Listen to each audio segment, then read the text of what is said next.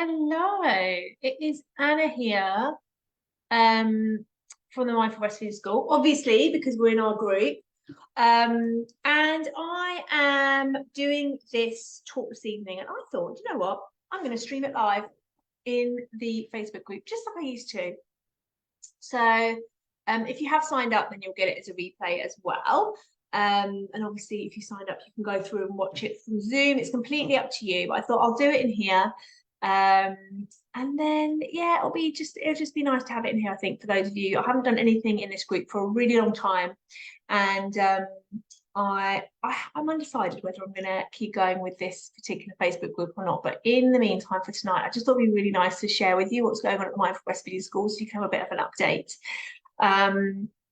on where we're at. We've got so many new bits and pieces that we have going on, and I don't always manage to share all of it with you. So I'm going to share my screen when I can find it.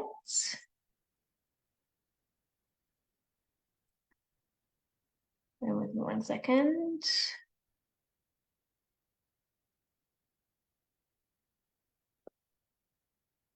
Okay.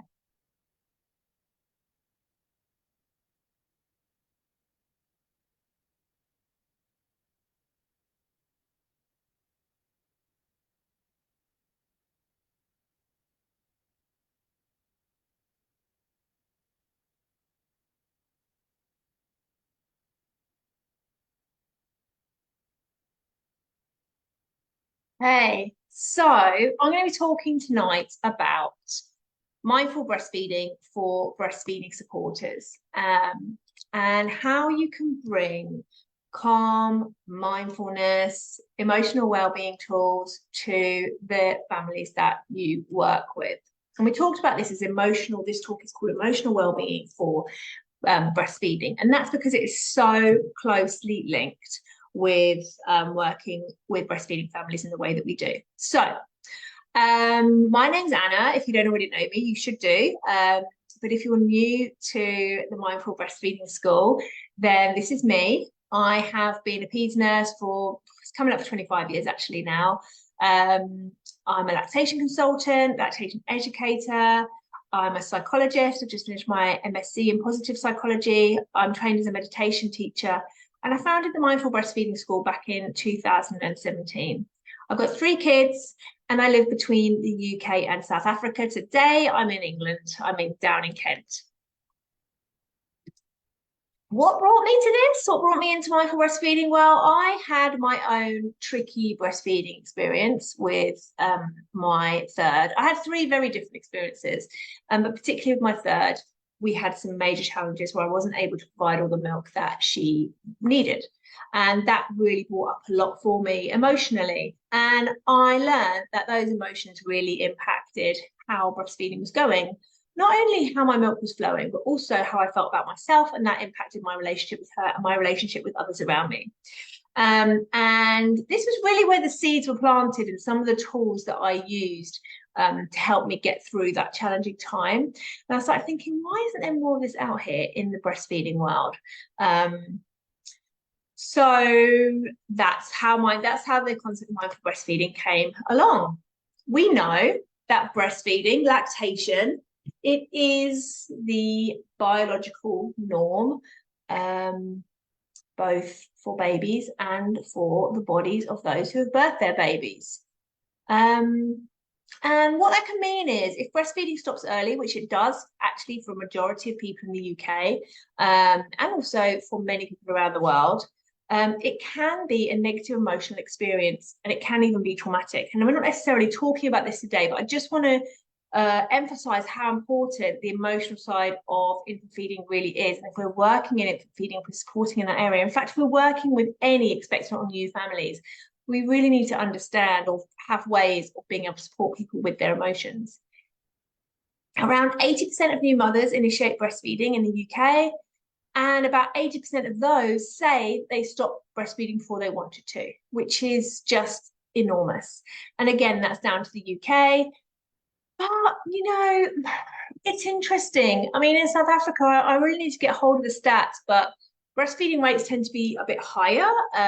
the training tends to be better, but actually I'm seeing more and more that people don't necessarily have the breastfeeding support they want, and many people do use formula.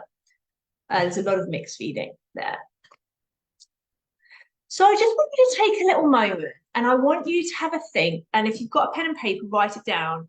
But just have a little think about what you see when it comes to the emotions of families in your setting. So whether that's in the hospital, whether that is, you know, when you're teaching people antenatally, whether you are supporting people as a peer supporter or a breastfeeding counsellor, what's going on for them and how does it impact their emotions? So just have a little think about that right now. I'm just going to give you a moment.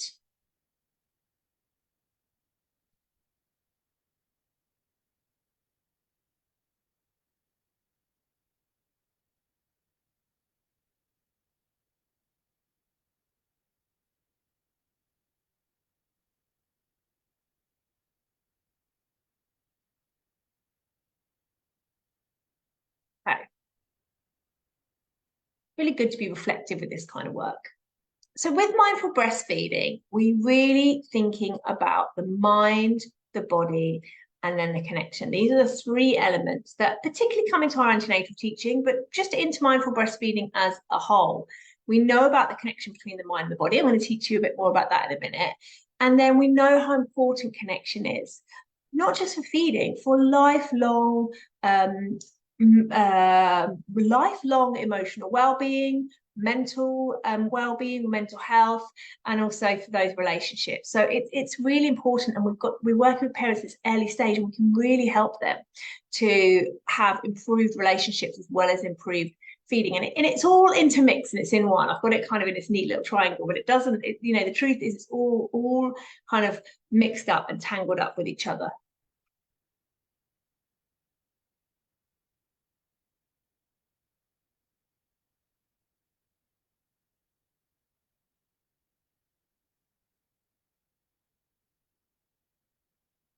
So what is mindfulness?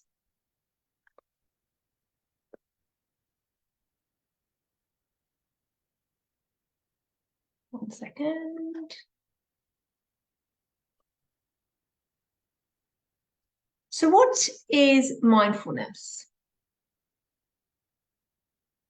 Mindfulness can be thought of in many different ways.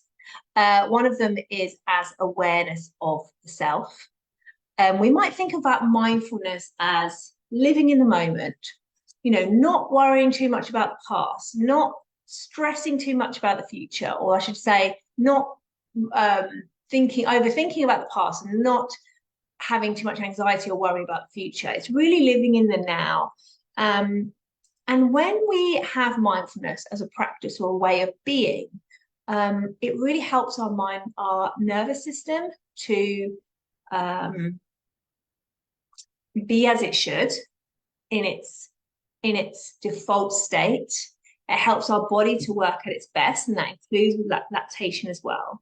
And it also helps us to become more connected, and it also helps us to become more compassionate with ourselves. And that's so important, I think, especially when we are working with new families and breastfeeding mothers. We can find that they're really tough on themselves, despite often their circumstances being out of their control in many ways. So compassion is a big part of what we do, and mindfulness really helps with that.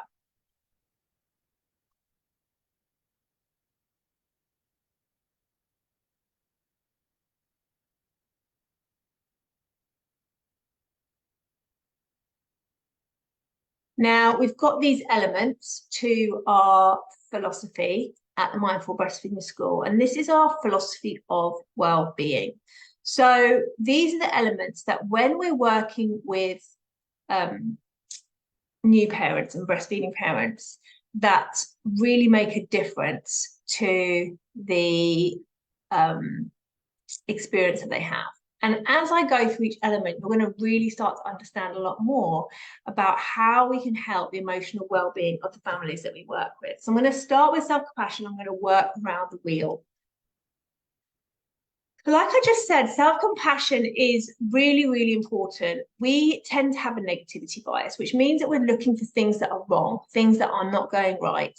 We're also under a huge amount of pressure in this modern day. You know, people are under the pressure of opinions, of from health professionals, from social media, from what they see in social media, from what they see their family members doing, from what they're told by their family members, from their previous experiences. There's a lot on parents, and people just really want to try and get it right. There's no always such thing as getting it right, is there, with parenting? So it's important that we encourage parents to have self-compassion for themselves, to be kind to themselves, and see this as a learning journey that they're on. And we're going to talk about that a little bit more when we get on self-belief. So self-compassion, I think it's so important that it runs through everything we do. And just to say, not everybody finds self-compassion easy. Being compassionate to ourselves, loving to ourselves, for some people can feel really awkward and uncomfortable, especially if it's not something they've ever done before. So, or if they're used to kind of just sort of being unkind to themselves in their head. But really, with self-compassion, what we're looking for is to treat ourselves as we would a loved one. So consider how we speak to a best friend or a child. If they were feeling upset, were experiencing difficulties, how would we speak to them? We probably wouldn't speak to them in the same way that we speak to ourselves. So it's about trying to have that love and care for ourselves, and encouraging parents to see how well they're doing and not just see the negatives. And then P in spaces stands for physical body. Now we hold our emotions in our bodies, okay? So when we feel an emotion come up, often we have noticed it and recognized it in our body. We can be quite disconnected from this, so we may not necessarily believe that. Our experience of our emotions might be that they're in our mind, but actually we often feel them in our body. Think about that sort of, you feel excited, you might feel that in your stomach. We talk about heartache, feeling that sort of pain in our chest. I'm sure all of those are sort of meaningful body words, body feeling words.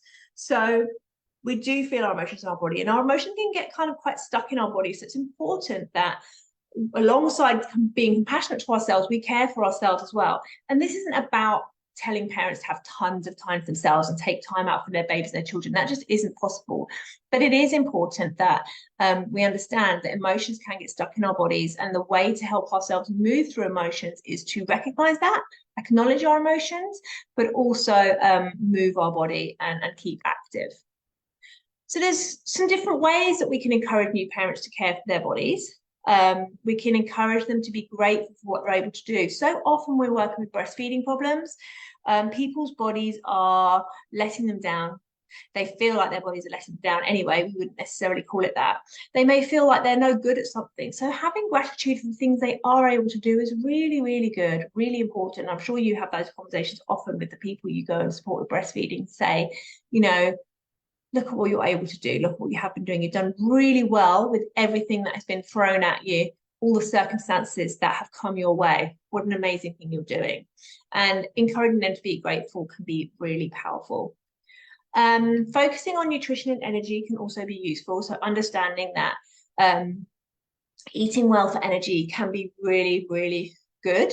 We're not necessarily wanting to eat a certain way to lose weight, but to pack as many nutrients into our diets as we possibly can is a really good way to feel better and be caring for ourselves. And in the early postpartum, that may be from somewhere else. That might be that we encourage them to ask for help for food.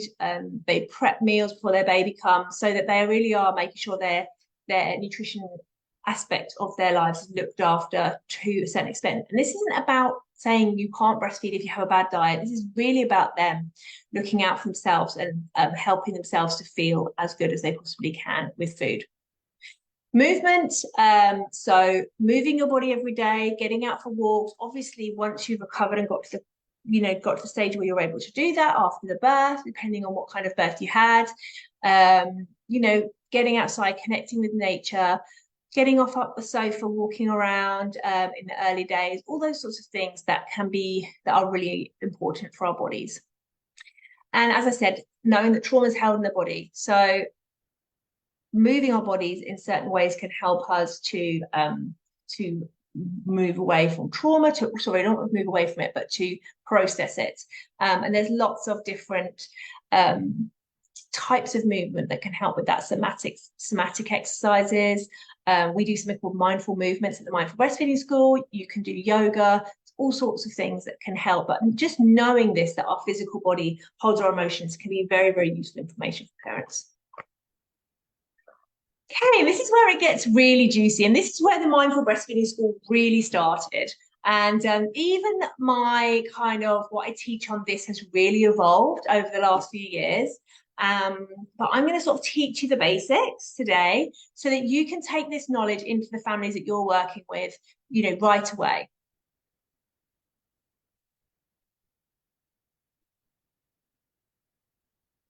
So this is called the autonomic nervous system. Now, I've really developed my understanding of this and actually use a different theory now, but I just want to keep it really simple for you today. So when we've talked about the autonomic nervous system before in science, this is kind of the general understanding of it. So the messages in this part of our nervous system travel up and down our vagus nerve. So our vagus nerve is one of our 12 cranial nerves, 12 cranial nerves that come from our central nervous system and reach out to different parts of our body. And the vagus nerve is the one that goes furthest down our spine and into the most organs.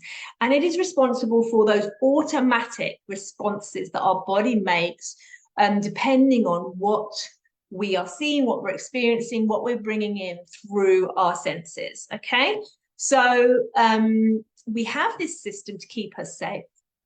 So I want you to imagine now that you are about to cross the road. Don't imagine, don't picture it, don't start visualizing or anything. But if you imagine when you kind of, you know, you step out into the road and a car's coming and you hadn't quite noticed it, but then you do, you don't have to think about what you're going to do. Your body just kicks straight in, doesn't it? It sends oxygen, it sends blood to your muscles, to your legs, to your arms, to your lungs, and to your heart. And it really allows you to immediately jump away.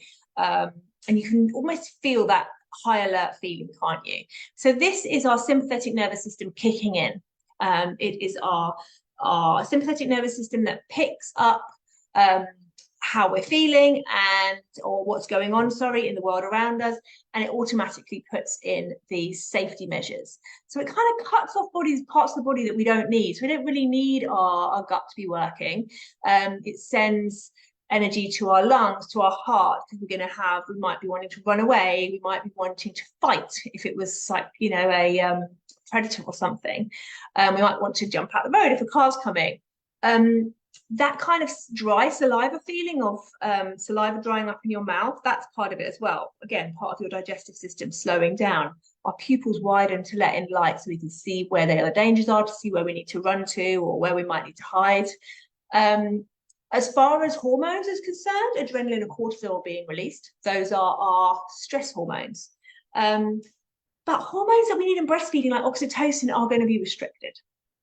So if we, went on to one page too many. So if we are in this sympathetic nervous system, you can already imagine that it's going to be quite hard for breastfeeding to happen or for milk to flow. Not for everybody, but for some people, oxytocin is going to impact that flow of milk. So think about somebody who's feeling anxious, feeling scared. They've been through a lot. Perhaps they've had a traumatic birth, or breastfeeding so far has been really, really difficult. And often for me as a lactation consultant, by the time I see somebody, they really often are in this fight, flight, freeze. You know, they don't know what to do. They're scared. They're feeling under threat. They're feeling, you know, they're really not feeling that sort of love and supportive, safe feeling that we need for milk to flow and for things to go well with breastfeeding. So that's that arm of it. And as I said, it's a lot more nuanced now. My understanding is a lot deeper, but I just thought for today's presentation, I'm just going to teach you this sort of simple two-arm model of the sympathetic nervous system, of the autonomic nervous system. And then going into this parasympathetic nervous system, so this, we call it rest and digest. So it is about being calm, somewhat, but it's definitely about our digestive system working.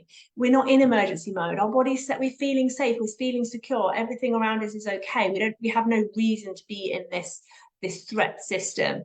So everything's working fine. Our gut's working fine, our heart rate's normal, our breathing's normal, our saliva is flowing, our pupils are normal size, and oxytocin is more able to flow. So this is what we're aiming for with mindful breastfeeding. So even when people are going through stressful circumstances, we are trying to help them to allow milk to flow through bringing in small, very simple, very easy practices that they can bring in to their everyday life that's going to help reduce them being in this fight, flight, freeze zone.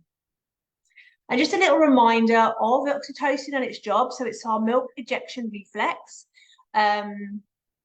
When milk is being removed, it's being made for sure, but we do need oxytocin for those squeezy cells. So I don't know if you can see over here, we've got these modified sweat cells making the milk. And then on top of those, we've got this web of myoepithelial cells that squeeze. They've got a contracting function. They squeeze the milk down. That's what we call our milk ejection reflex. As we know, oxytocin is this quite sensitive hormone, so it can really impact that. And of course, the fewer letdowns that happen, the less milk might be removed, and therefore the message to the body could be to make less milk. I often hear people say, "Oh, fear is not about the making of milk." Well, actually, it can be, because you've got that whole chain of events where if less milk is being removed, less milk is being made. And there is also, I'm not going to get into this today, but there are also some small studies starting to look at actually there may be impacts between prolactin and stress as well. That's not what this is about, but let's be open to the fact we don't know everything about human milk or about the physiological processes that enable lactation. There's still a lot more for us to learn, but certainly we know that stress impacts oxytocin flow and impacts milk flow. So how do we calm the nervous system? Well, there's so many ways of doing it. So I'm just going to just check for any messages. There's so many ways of doing it. We can, we can use breathing techniques. We can use guided relaxations. We can just use the simple mindfulness, bringing yourself into the moment. We often use breath work for that in the Mindful Breastfeeding School. You can use relaxing music, nice smells, dim lighting, comfort, like just, making people feel cozy and warm and snuggly and soft. All of these things really help with the flow of oxytocin. So environment is really key, but then also these little tools that people can use to start bringing their nervous system into a place where it's not impacting lactation in a negative way. We've got quite a lot of research on this. I'll share a couple. This actually surprises me, or it doesn't. Fair hair at all. Right back in 1989, they found that relaxation music increased milk removal in a NICU through pumping by 63%. And actually, for some of the very, very sickest babies, it was more than 100%. So it really made a difference. And we've had further studies like that have shown, that repeated it and shown the same results. We had one that showed that actually the fat content of milk with guided relaxation or relaxate imagery was higher. We've got this Shukri study, which came out in 2019. And although it didn't find that there was a significant difference in the amount of milk babies took, there was more milk. They took 227 grams more milk than the control group, those that were who listened to a guided relaxation, which sounds significant, but when it comes to the scientific outcomes of the study, wasn't. We do know that it did reduce the cortisol in the milk. It did reduce the stress levels of the mothers. We do also know that at 6 weeks, the babies who were in a group where the mothers have been listening to relaxation slept on average 82 minutes longer, had higher weight gain and higher body mass. So, again, as much as the design of this study and the implementation of this study could have been better, again, we're seeing some really different results for those babies where the mothers were taking really just a few minutes out of their day. I think in this study, for the first 2 weeks, they listened to a guided relaxation during 2 breastfeeds. And then after that, as often as they wanted to. So really just that small amount of time did make a big difference to how the mothers were feeling. And the beautiful side effect of being in that rest and digest, and this is where the sort of polyvagal theory comes in, which I haven't got time to go into today, but it's the theory we talk about a lot more in the Mindful Breastfeeding School now, which really says that other than being rest and digest, you're also in this zone of social communication. And you can think about this as you think about the last time you were cross with someone or you had an argument. So maybe if you've got older kids, it was one of your kids, or perhaps it was your partner or your boss at work or something, when you felt really wound up, you were in that fight, flight, freeze. It's really hard to connect and communicate with people effectively, isn't it? And this is what's happening for all of us when we're in this stress zone, is we struggling to communicate and we're struggling to be close to those around us. And that will include our babies. So the lovely side effect of using mindful breastfeeding, of using relaxation techniques, is that it helps with the connection between the parent and the baby. Obviously, we can still use things like skin to skin. Obviously, having support and care, all of those things help as well. But actually, the mindful breastfeeding itself really does make a big difference to how connected people feel to other human beings around them. Okay, we're going to talk about community now. So community is what we do. I don't need to go into this too much.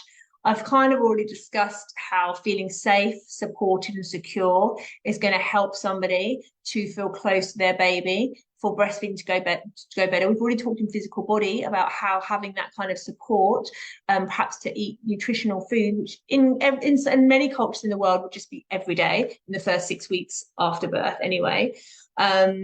So community can make a really big difference to how parents are coping and how they manage. When I started off in breastfeeding support, not the breastfeeding support I did in the hospital, which for the most part wasn't particularly good, when I was in my early 20s, I'll be honest, we didn't have any training. I'm talking about when I had my second son and I became a peer supporter and I ran breastfeeding groups. There is something so magical about breastfeeding groups. I know some of you will run them as well. They're just beautiful environments for people to come, to learn from each other, to support each other, to bring in these elements we're talking about today, especially the self-compassion, letting people know it's okay. It's normal that you're struggling with this. It's normal that your baby does that. There's nothing wrong with you. You're doing a good job. All of that stuff comes from the community, and I see it in breastfeeding groups all the time. So whether it's classes or one-to-one support, when you use mindful breastfeeding, when you teach mindful breastfeeding, or when you add it to your breastfeeding support practice, you're building community through support and education. We know parenting is challenging. It's really hard to do it alone. And creating nurturing spaces for parents can feel like a lifeline. So even if you're not able to create them yourself, I know many of you do, if you're able to share what's available locally, it's really going to make a big difference for those families that you look after. Of course, setting up a community where we understand that people's needs are different, they have different social needs. Being supportive of them is having a sort of like non-judgmental and open space where people feel able to come is really, really important. Okay, we'll talk about exploration now. I think I've missed a slide. So E in spaces is all about exploration. So we talked about the nervous system. We talked about tuning into our emotions and how we're feeling. Excuse me, I'm just gonna have some water.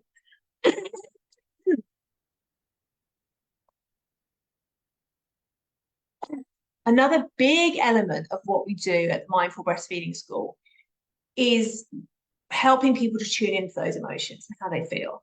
Do you remember when we were talking about the physical body? I was talking about how people often are a little bit disconnected from the feeling their emotions in their body. And in fact, through conditioning, through our upbringing, through our experiences, often as children, but also throughout life, we tend to cut off how we're feeling. When we're not listened to, when we're led to believe that our feelings aren't important, when we feel under pressure to behave a certain way, to act a certain way in the world or in certain social situations, we swallow down our feelings, we hide them, we cover them up. So we're not always very good at talking about emotions. And some of us are better than others. That's called emotional maturity. And that's something we talk about a lot in our co-regulation course. Emotional maturity, emotional regulation, emotional intelligence. So a big part of what we do with parents is encouraging them to really be honest about how they're feeling, to really be open with themselves. So often I work with families where they are putting themselves under so much pressure to parent a certain way, but actually it's not feeling very natural to them. It's not really feeling very, very just not making them very happy. They're finding it really hard. And often if I talk to them about, okay, well, what do you want? What do you think? What are your instincts telling me? What do you think you should be doing with your baby in this situation? It can really help them to navigate their own path rather than having these sort of very strong beliefs that aren't helpful around their parenting journey. So when we're helping clients to explore in mindful breastfeeding, we're asking them to acknowledge their true feelings. It doesn't have to be to us, it's to themselves. They can share if they want to. Their emotions, where they feel them in the body. What are their beliefs? And is that belief real?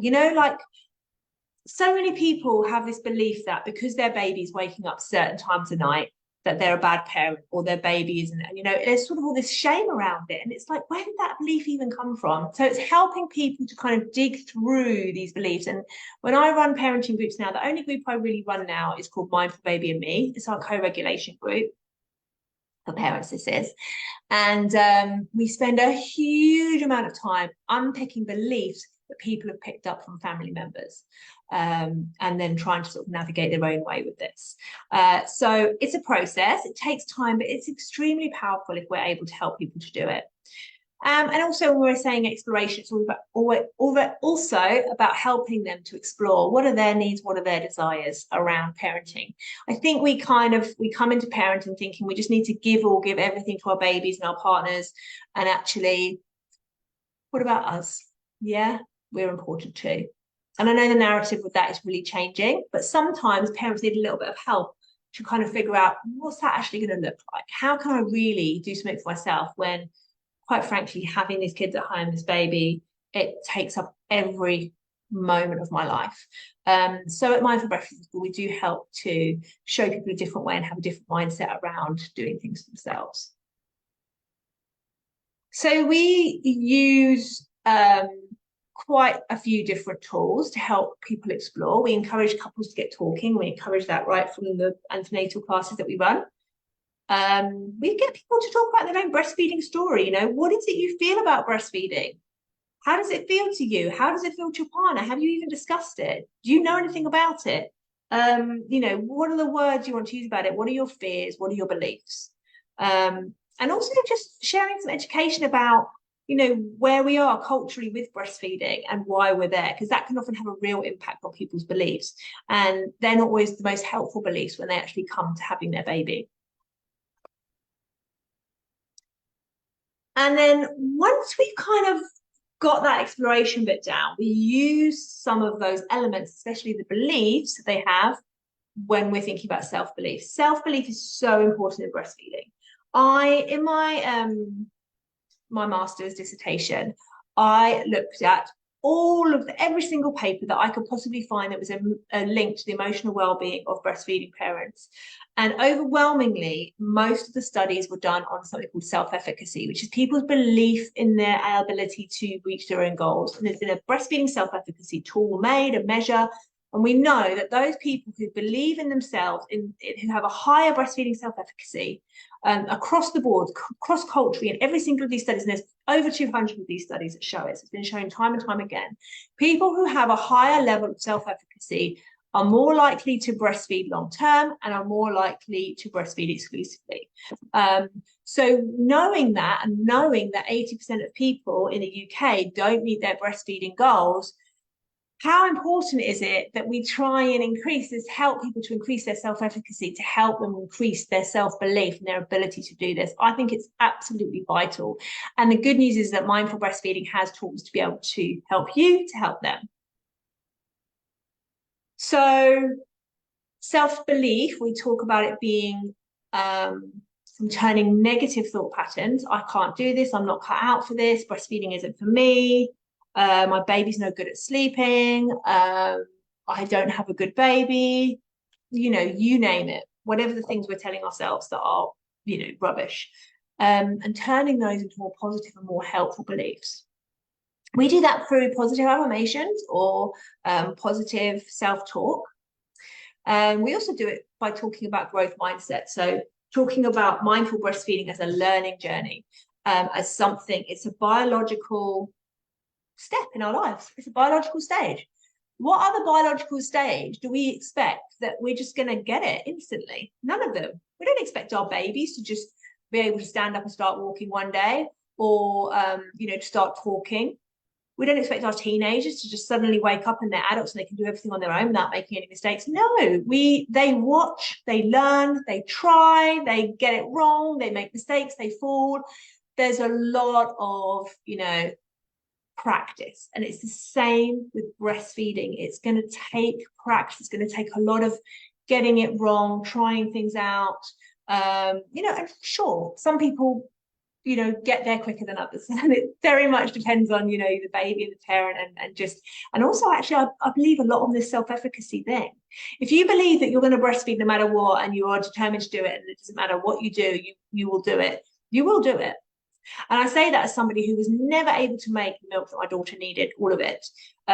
But she did go on to breastfeed till almost 3 years old, because there was just no other option to me. That was the only option. And even if I was going to provide her just drops of milk, that's what I was going to do. That's not to say that many people stop breastfeeding. People don't stop breastfeeding for good reasons. Many people do. Many people just cannot do it anymore. Many people haven't had the support or known different ways to carry on. And for some people, it just isn't, it's just too much for them. And they're not able to carry on at that moment. So having a growth mindset, understanding that it does take time, it does take learning, is really, really useful. And that is part of self-belief, growing your self-belief. We've also got these expectations, and we've talked about this a lot tonight already. So, you know, thinking about, you know, are these beliefs helpful? Are they not? Are they real? You know, and if they're not, let's get rid of them if we can. It takes time. It's not something that can just be done automatically. It takes time, it takes work. That's why we use positive affirmations that are repeated over and over again. Again, having in a positive environment, having people who are on your side, if you like, people who can say, you know what, it is normal for babies to wake up throughout the night. You know, it's completely normal. It's not anything to do with you or them. It's just the biological norm.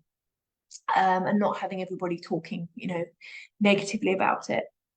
And then also just loving, you know, encouragement, kindness, love, all of those things really make a difference to how much we believe in ourselves. We need to have a champion. And I'm particularly thinking about partners here, but also, you know, anyone we have around us, caring for us and helping us. If they don't have, if they're not being supportive and encouraging to us, it can be really hard to get through challenges.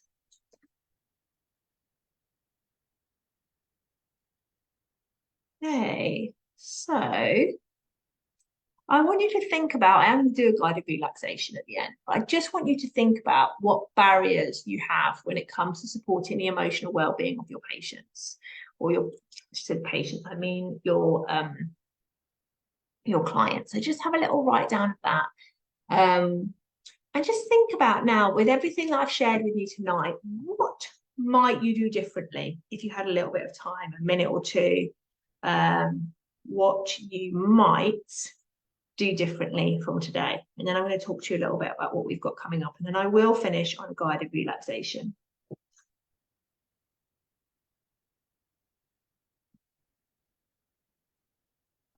Okay.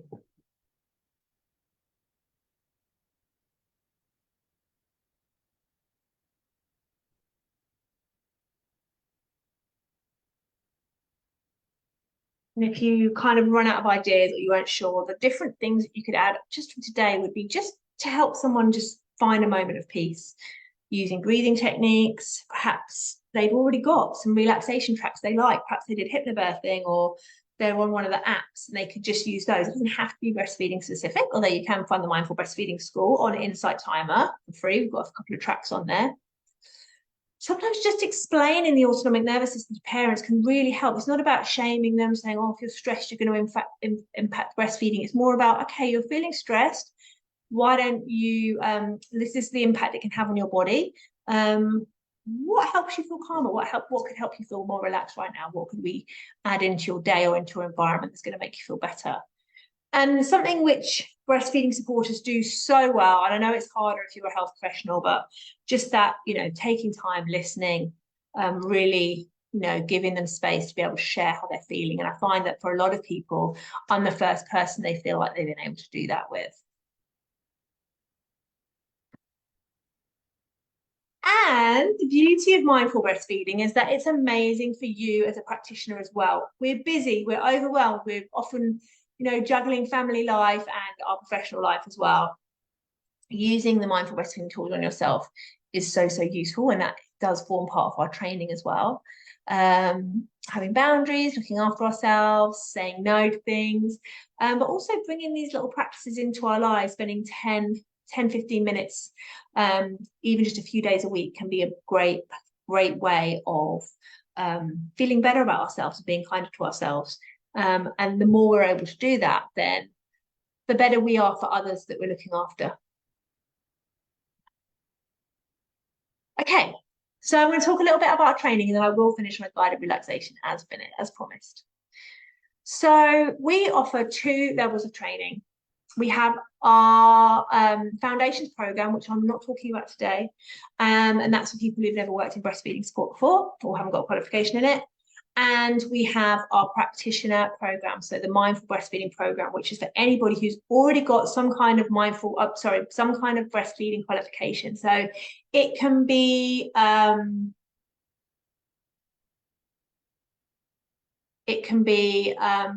your lactation consultant exam. You could be a breastfeeding counsellor. You could be a peer supporter. You could just have done your health professional BFI, baby friendly, anything like that. Then you are able to come and do mindful breastfeeding. It's really important to me that anybody who's a mindful breastfeeding practitioner already has a good quality breastfeeding qualification. It's really important. I'm just going to go back a little bit. So when you become a mindful breastfeeding practitioner, you are able to, you get to practice these tools, and you get to really learn a lot of them. We have their guide here. So this has got all of your practices in there. We've got classes you can run. We've got antenatal course that you can run to teach mindful breastfeeding to people before they have their babies. We have a postnatal course called Mindful Baby and Me, which is a sort of breastfeeding support course with mindful breastfeeding with it. But you can also just adapt it and use it with the families that you work with. You can do it with one-to-one sessions. It's so flexible. You can use it with everything. And a lot of people who train with me, they say they use mindful breastfeeding with every single client that they work with. That's certainly how I use it. Not all of it, but elements of it with every single client. So that is the mindful breastfeeding practitioner training. It's an online course. It's done by video lesson. You work at your own pace. So it's all there ready online for you to go through. But you also get weekly support sessions with me. So those are on different times and days. It varies between the weeks. So you've always got me once a week to come and ask questions. We've also got a community group where you can go in and ask questions that come up. And then that carries on. Once you've trained, we have a practitioners group where you can continue to get support from me and from the other practitioners. And I think there's about 200 to 250 people in that group. So there's lots and lots of support out there. But one of the reasons I'm doing this tonight to tell you about mindful breastfeeding, because I've got a special offer running till Monday. So not only am I offering you the practitioner program, but I'm offering you some bonuses as well to go with it. So it's a great time to buy. I often do lots of sales in December because it's the only time I really do an offer on this course. And now is the time for you to get that. So this year, we're going to be having the Mindful Breastfeeding program. I'm going to add in 3 extra courses for you and 4 other gifts. And I'm also adding on a 12-month payment plan option for you, which we don't normally have available. So the Mindful Breastfeeding program is £695. And this time I'm also going to be adding in the co-regulation course. So the co-regulation course is our brand new course, all about teaching co-regulation tools to any families. It works with parents who are struggling with older children, with neurodivergent families. It works particularly well. We've got some perinatal mental health teams using it. We've got health visitor teams that are looking at using it.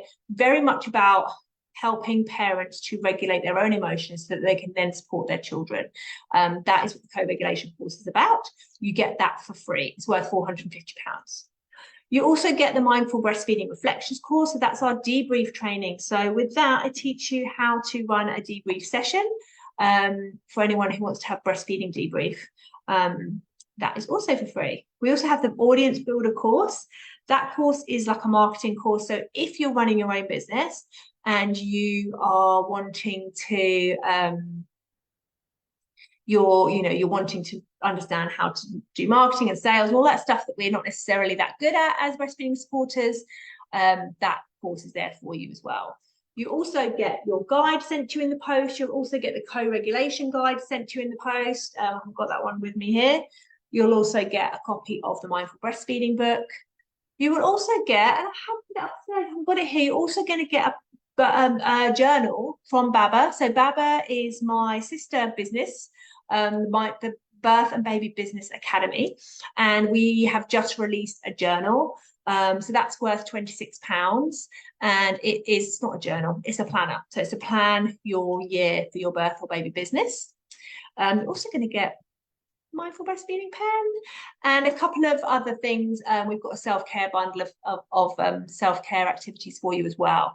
So that is the offer. It's only around until Monday. It's only around today, Friday, Saturday, Sunday, Monday. So do hop on that if you would like to. I'm going to put a link in the comments so that you can have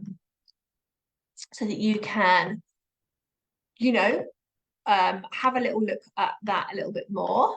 And I am going to now just finish on a guided relaxation for you. Thank you so much for watching. And if you do have any questions, we will do them at the end.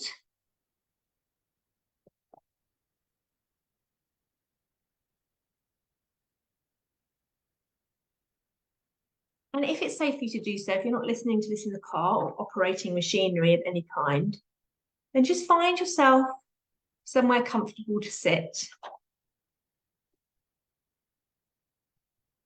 Or lay down, depending on how you're feeling.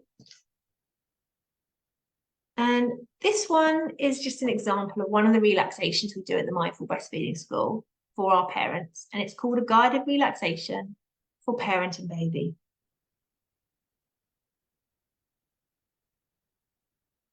Find a quiet space for just you and your baby and make yourself comfortable. You can hold your baby on your chest, and if you want to be skin to skin with them, it may help you to relax more. But if you can't, then that's also okay. And once your baby is settled, gently close your eyes if you feel happy to.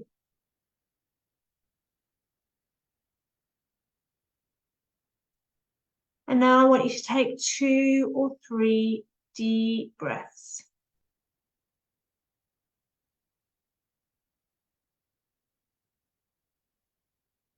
And with each breath, feel your shoulders relax more and more. Maybe you can breathe in your baby's beautiful scent from the top of their head. And this will help you to relax even more.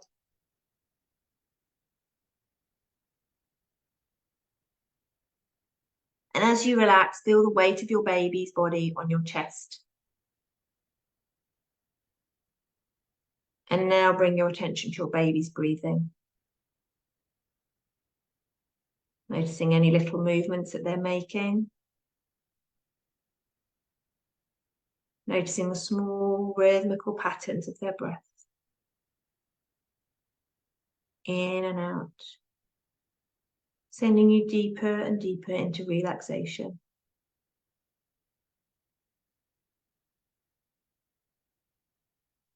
And now a gentle warmness is starting to grow inside your body.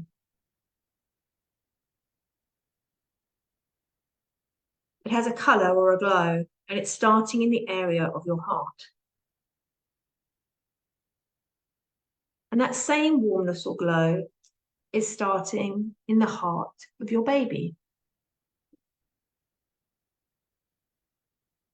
And now imagine that glow starting to flow around your body, into your lungs, And with each breath, the glow expands and starts to connect with your baby.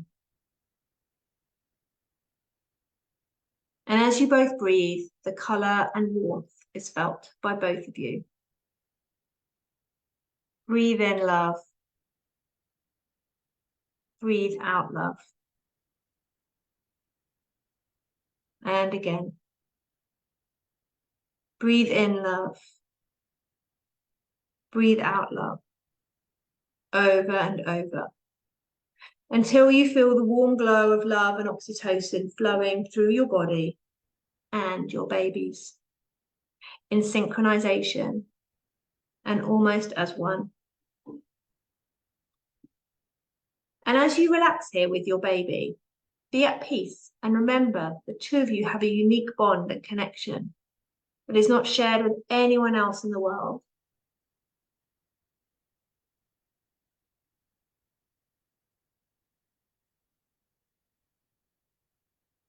And that whenever you want to connect with your baby at any time, even as they grow older, you can. You can simply recreate this relaxation and enjoy these intense feelings of love, binding attachment, and well-being at any time. And in turn, you're teaching your little ones ways in which to relax and connect. And as you open your eyes, you may wish to kiss your baby's head or look into their eyes and let them know how deeply and unconditionally they are loved. I really hope you've enjoyed that session. I'm going to stop the recording now and I'll take any questions that you may have.